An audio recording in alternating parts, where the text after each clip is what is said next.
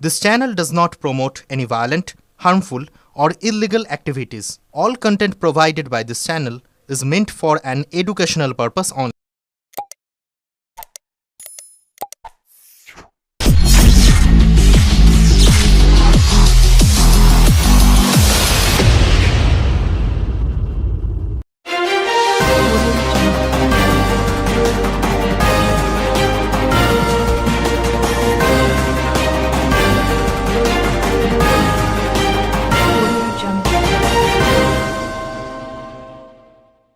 গতকাল ভর সন্ধ্যায় দুষ্কৃতীদের আকস্মিক হামলায় মর্মান্তিকভাবে প্রাণ হারালেন হুগলির কানাইপুরের তৃণমূল পঞ্চায়েত সদস্য পিন্টু চক্রবর্তী ওরফে মুন্না।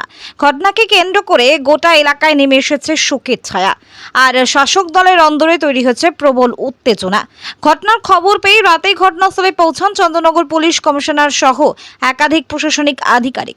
প্রশাসন ইতিমধ্যে ঘটনাস্থল ঘিরে নানা প্রমাণ সংগ্রহ শুরু করেছে। গতকাল রাতে সিসিটিভি ফুটেজ এবং একাধিক গুরুত্বপূর্ণ নমুনা হাতে নিয়েছেন তদন্তকারী আধিকারিকরা।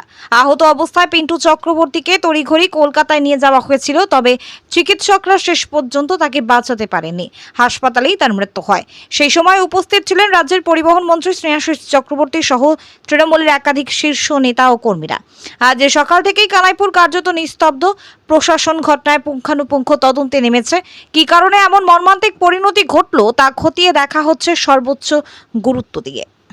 আদির রিপোর্ট, আমার কলকাতা নিউজ।